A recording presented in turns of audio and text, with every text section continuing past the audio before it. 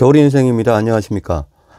오늘은 주말에 있을 65회차 승무패를 심층적으로 분석해 보겠습니다.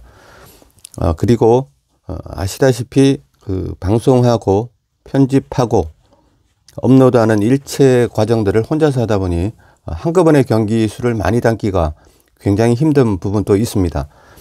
또 많은 경기들을 제한적인 시간 속에서 한 번에 방송을 하려니 본의 아니게 분석 내용도 부실해질 수도 있고 한 경기 한 경기에 공들이는 시간들이 워낙 많다 보니 차라리 매일매일 몇 경기씩이라도 따끈한 분석들을 전해드리는 게 한결 낫지 않나 생각을 해보았습니다.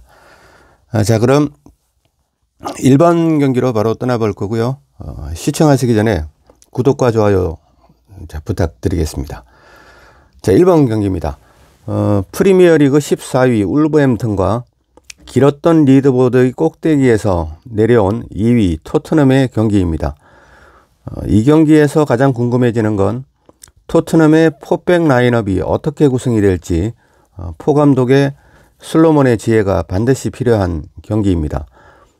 토트넘의 삼선 자원 10명 가운데 퇴장 2명, 부상자가 3명, 육성 중인 잉글랜드 19세 이하 국대 필립스까지 제외하면 도합 6명이죠. 이제 남은 4명이 무조건 선발 라인업으로 나올 듯한 토트넘입니다. 잘하면 지난 7월 그 햄스트링으로 아웃되었다가 회복 훈련 중인 세세뇽이 나올 가능성도 있지만 길었던 공백 기간을 생각하면 경기력에 의문점을 남겨놓고는 있습니다. 하지만 지난 첼시전에서 어부지리로 시즌 첫 출전했던 에릭 다이어도 홀홀 날았으니까 세세뇽의 기본적인 자질을 생각하면 선발 투입도 포 감독의 보관에 있지 않을까 생각을 해봅니다.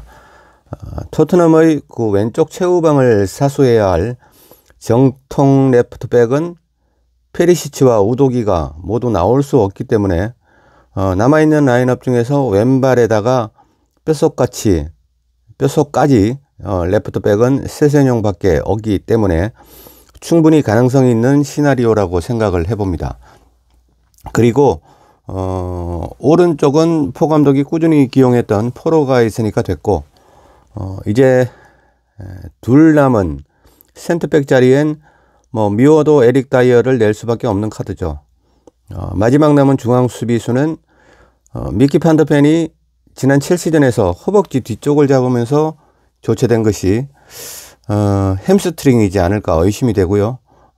남아있는 자원은 브라질 국대 에메르손 로얄이 맞지 않을까 생각을 해보는 겨울 인생입니다. 이렇게 언급으로 짜집기를 해도 스페어 자원은 하나도 남지 않는 토트넘의 삼선 현황입니다. 또 모르죠. 18살의 애기 피터슨이 나올 수도 있겠죠. 그리고 또 하나 남은 문제는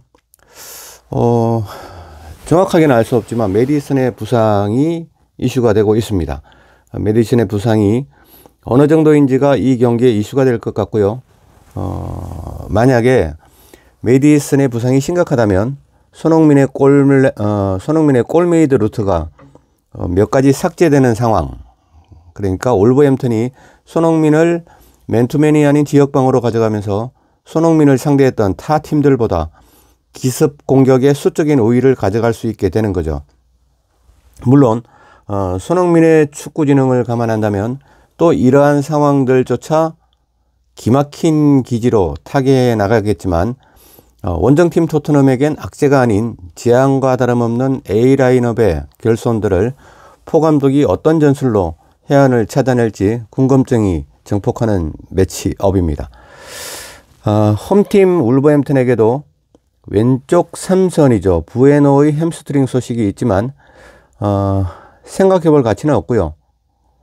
팀 내 평점 1위, 도움 1위의 네토가 햄스트링으로 자리를 비우자마자 최하위인 세필드에게 시즌 첫 승을 선사하는 레인배가 되어버린 울버햄튼입니다. 근데 네토 한 명이 빠진 것 뿐인데 라인업이 이렇게까지 헐겁게 보이는 것도 참 무서운 울버햄튼이고요.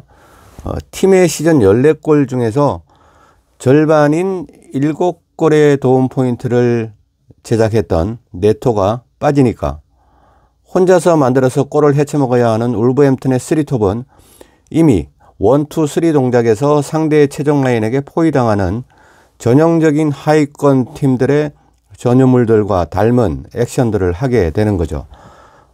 토트넘의 새 단장하는 삼선들이 황희찬과 추나가 볼 드래핑을 할 때 황희찬과 추나가 가고자 하는 넥스트 포지션만 선점하는 헬프 압박에 성공한다면 토트넘은 최소 패배에서는 벗어날 수 있으리라 사료됩니다. 길이 아니면 가지 않는 손흥민이 이 어려운 팀의 상황에도 불구하고 선발로 나온다면 그 길을 찾았기 때문에 그 길을 가고자 나선 걸음이라고 생각을 해봅니다. 1번 경기는 홈 울버햄튼의 무패 구간을 가져가 보겠습니다. 자, 다음은 2번 경기로 가보겠습니다. 라리가 9위에 이름을 올리고 있는 라이오 바이카노와 경이로운 연승가도를 달리면서 라리가 선두에 잠시 머물고 있는 지로나와의 경기입니다. 두 팀은 붙었다 하면 치고받고 대박 게임을 만들어내었습니다.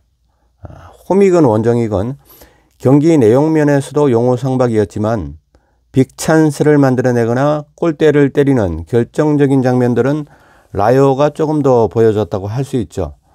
웃기는 건 진짜 웃기는 일입니다. 라이오의 프란시스코 로드리게스 감독은 20-21 시즌 라리가2에서 지로나를 지휘했던 감독이었고 지로나의 미첼 감독은 18-19 시즌에 라리가에서 라이오를 통솔했던 감독이라는 것입니다. 서로가 이제는 반대팀에서 지휘봉을 잡고 선전하고 있는 그림이 참 보기는 좋습니다. 참고로 말씀드린다면 겨울 인생의 기억이 맞다면 라이오의 프란시스코 로드리게스 감독은 라리가2에서 지로나 감독으로 라이오를 만나서 리그에서는 1무 1패, 라리가2 플레이오프에서는 1승 1패를 거뒀지만 골득실에 한 점 뒤져서 라리가로 승격을 못하고 사퇴했던 감독이고 지금 지로나의 미첼 감독은 18-19 시즌 라리가의 라이오 감독으로 지로나를 만나서 두 번 모두 멀티 득점을 헌납하면서 2전 2패의 참담한 성적을 거두었다는 것입니다. 물론 두 감독의 맞대결은 없었지만 올 시즌은 서로가 지휘했던 팀을 체인지해서 라리가에서 맞대결을 한다니 참으로 기구하면서도 흥미로운 매치업입니다. 주목할 만한 점은 라이오의 형 감독 프란시스코 로드리게스 감독이 지로나에서 잘리고 나서 그 지로나에서 지목한 다음 감독이 지금의 미첼 감독이라는 것입니다. 라이오의 로드리게스 감독이 빡칠만 하죠. 이것만으로 라이오의 동기부여는 감독까지 추가됩니다. 자, 또 지로나 미첼 감독은 로드리게스에게 뺏어온 지로나를 지휘하면서 라이오와 3번 만났는데요. 코파델레이 포함해서 2무 1패 3번 모두 라이오에게 2실점씩을 내주면서 특정 팀에게 개망신 플레이들을 하고 있는 중입니다. 미첼 감독으로서도 빡칠만 하겠습니다. 겨울 인생이 말씀드린 이런 내용만으로도 65회차 2번 경기 보고 싶지 않으십니까? 이제 경기 분석으로 가보겠습니다. 지난 시즌 맞대결은 두 번 모두 2대2로 승부를 가리지 못했습니다. 왜 맞대결 성적은 무시하라면서 이 두 팀의 경기를 언급해 드리냐 하면 미첼 감독의 라이오를 상대하는 전술을 조금은 들여다볼 필요가 있고 라이오의 지난 시즌 선발 라인업은 비아레알로 때는 중원의 코메사나 그리고 레알 마드리드에서 준족의 활약을 펼치고 있는 프란시스코 가르시아를 제외하면 그대로이고 반면에 지로나는 레알 마드리드와의 경기에서 무려 4골을 퍼부으면서 포토트릭을 기록했던 카스테야노스가 라치오로 팔려갔고 왼쪽 날개 리켈메는 AT 마드리드 그리고 수미의 로메오는 바르셀로나 그리고 중앙 센터백 부에노는 조금 전에 말씀드렸던 울버햄튼으로 떠났습니다. 그 빈자리에 드니트로에서 빅리그로 데뷔한 올 시즌 라리가 히트 상품이죠. 우크라이나 국대 도우비크나 또 하나의 히트 상품입니다. 브라질 20세 이하 국대 사비오를 데려와서 공격력이 배가 된 지로나가 완성된 것이죠. 결론적으로 전술면이나 경기력 면에서 지난 시즌과 들고 날고는 있지만 엇비슷한 전력의 두 팀이고 라리가 경기 일정의 수혜자인 지로나가 조금 많이 이겼을 뿐이지 12라운드 동안 단 한 번 패한 지로나나 두 번밖에 패배가 없는 라요나 한쪽으로 기우는 것 같지는 않은 이번 경기입니다. 올 시즌의 내용을 보면 공격력에서는 역시 지로나가 돋보이지만 기본적인 수비 라인의 자질만큼은 라요가 분명 앞서 있습니다. 이번 경기는 라요 울렁증이 분명히 있는 지로나의 미첼 감독보다 자신을 버리고 미첼을 선택한 지로나 구단의 중심부로 칼날을 겨누고 있는 프란시스코 로드리게스 감독의 처절한 복수열전에 소중한 한 표를 투표하고 싶은 겨울 인생입니다. 이번 경기에 막힌 구간은 홈 라요의 승무 구간으로 가져가 보겠습니다. 자, 이것으로 65회차 승무패 1번과 2번 경기를 필사적승의 각오로 파헤쳐 봤습니다. 잠시 후에는 64회차 승무패 이튿날 경기가 쏟아져 나옵니다.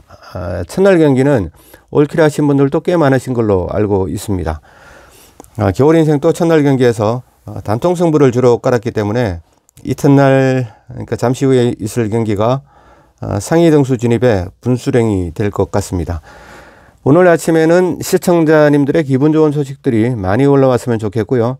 오늘 밤이나 내일 새벽 최대한 많은 경기들을 분석해서 다시 찾아뵙도록 하겠습니다. 겨울 인생이었습니다. 감사드립니다.